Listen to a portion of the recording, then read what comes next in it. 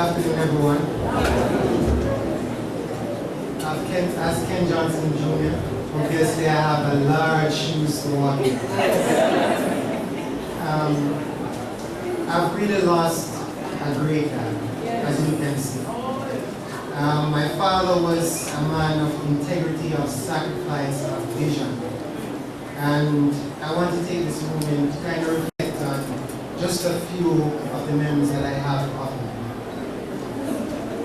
As it relates to his integrity, he was honest and fair in all his dealings. He led, walked, and talked upright in financial, educational, and moral standards. That he was a selfless person. He made many sacrifices for the family and for me especially.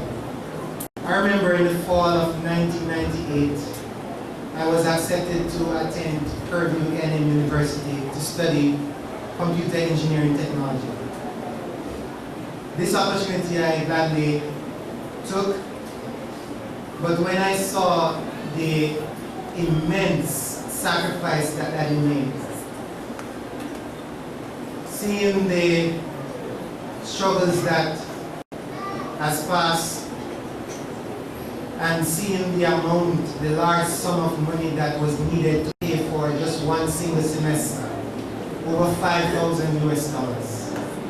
I was resolute that a C, I'm not going to get.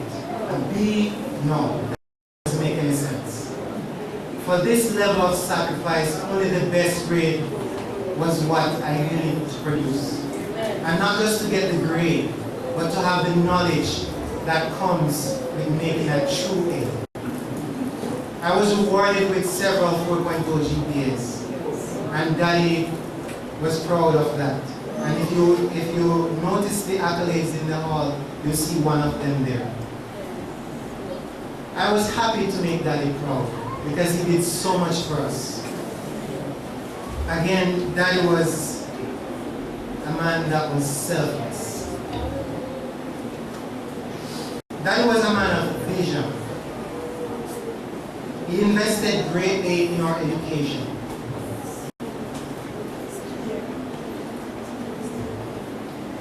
He molded us not only for secular life, but also for the life to come. He laid the foundation on which we can build Christ-like characters. He laid the foundation on which we can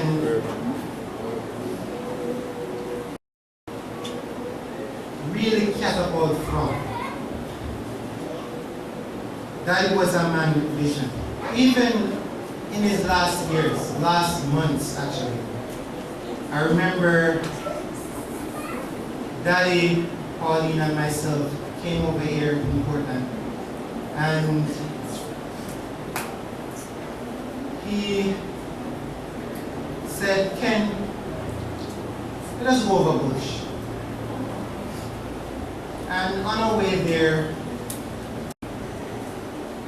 we saw Mr. Ward, my father-in-law, and he said, "Forward together, socialism forever." And Mr. Ward chuckled, and they exchanged pleasantries. And he said, "I'll show my boy the landmarks." Now, as we went over the bush, we passed some breadnut trees. And I learned that they were an aphrodisiac. And I gathered a few of the lovely nuts. The evening went by pretty nicely, and I learned where the landmarks were. And it was as though he knew his life was about to end here on this earth. Again, Daddy was a man of vision. My father was a good father. He was a great father. He was one who treated his family with respect, never to belittle us, even though he disciplined us. But we were held in high esteem. We knew that Daddy had our back, whatever may happen, and we had the integrity to preserve it.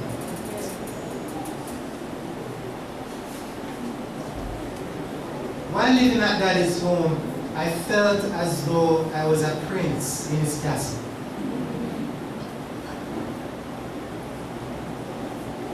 I really appreciated the way he treated Mommy. She treated her with respect. She made her feel loved, and she was pleased. And I really appreciate what she did in return in a lot of years, a lot of moments of his life. She was there for him 24/7.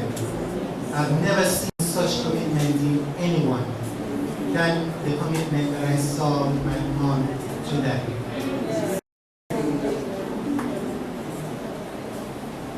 Again, Daddy was a man of integrity. He was a man of sacrifice. And he was a man of vision. May he rest in peace. And actually, there was a song that I wanted to record with him, but I just barely missed recording it with him. And that was, I Know My Heavenly Father Knows. And tempers every limb that blows. Thank you. Hi, my name is Mickel Johnson, also known as MJ. I'm the second oldest son. The thing that I remember most about my dad, well, there's many memories. One thing I could say about my dad is he's very charismatic, he's very amiable, he's a people person, and he always gives his best to his friends and to his family. He always expects the best. And, you know, he'll be greatly missed. Sometimes I feel like I can't believe that he's gone, but, you know, it's the sad reality. Hopefully, you know, we'll meet again on the other side. Thank you. Good afternoon. My name is Khavansky Johnson, the third son of Ken Johnson Sr. And my dad would always call me Khavansky Papi Wishko. Many of you probably don't know that, but yes, my dad, he was a good man. He was a really good man. I remember every time when I was younger, when I was sleeping in the bed early in the morning, I was always waking up to a nice, smoothing piano playing, and that was my dad. You know, sometime. I know that time was worship time, but I was like, I need to get some more sleep. But, you know, he would come and say, wake up, it's worship time, you know, and, you know, I slowly drag on and everything. But, you know, this have impacted my life dramatically, you know, because every time, you know, every morning I get up, I have a personal devotion because of this worship time, you know, and I'm very thankful for my dad for that. And also, me and my dad played piano a lot of time. We played together, and I learned so much from him. And this was a bonding between me and my dad. Music was my bonding between me and my dad. And also, one of the things he doesn't like waiting on people. And it's one of his biggest pet peeve. And one of the things he always say when he's waiting on somebody, it's one of the worst thing, just like that. So funny. But again, I just want to say my dad was really good, and he provided for us, and he sacrificed a lot of time to put good value in us, and I will definitely do that to the rest of the generation. Thank you.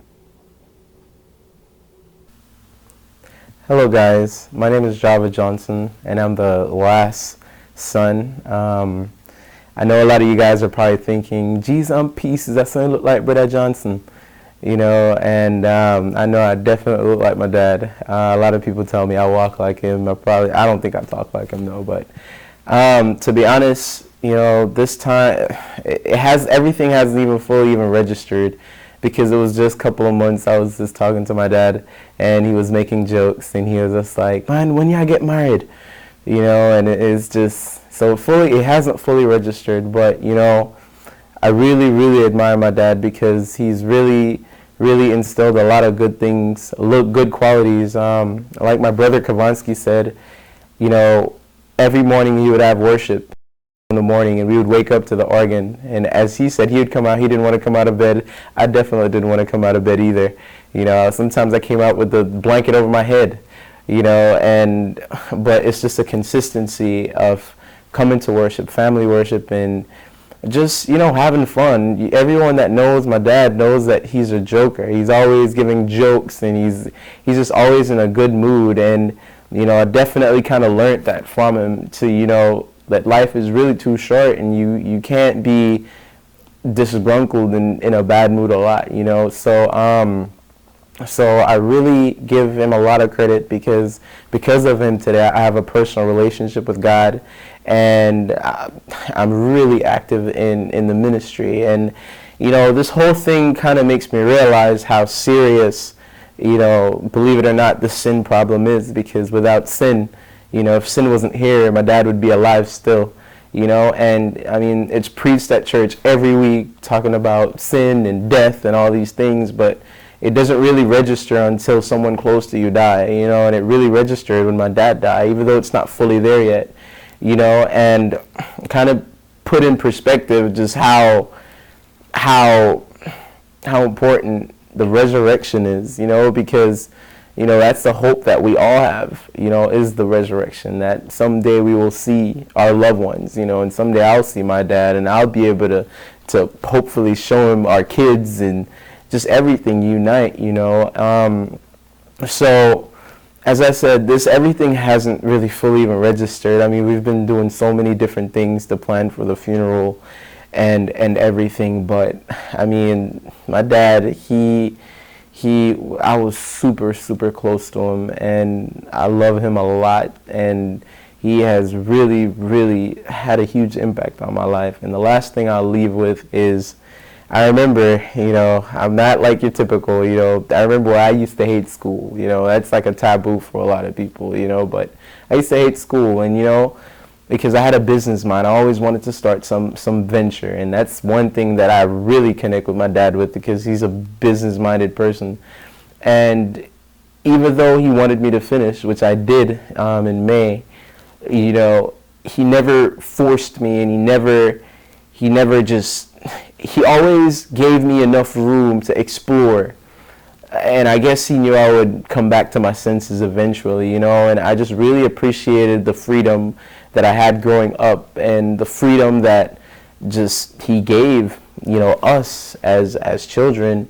And, you know, because of that, you know, I've really attributed a lot of my success to him, and a lot of things I've learned is because of him. And I mean, I could sit here and I could talk about so many different things, you know, but the time wouldn't even permit it. But for all who are watching, just stay encouraged, and keep me and my family in your prayer. As I said, it still hasn't even registered fully as yet. But as Christians, we have this hope, and it's not only a thing that is said by the pastor anymore. You know, as I said, it's a real hope, you know, that when Christ come again, you know, we're going to be reunited with our loved ones. And so, and as my dad would say, you know, someday it will be my time, you know. Someday, you know, he talked about that like it was nothing. So the life that we have right now, you know, make every wrong right with everyone, and live it with love. And that way, you know, we can see our loved ones and see our Savior. So again, my name is Dorothy Johnson. I'm the fourth son, and I hope you guys have a wonderful rest of the day. Bye-bye.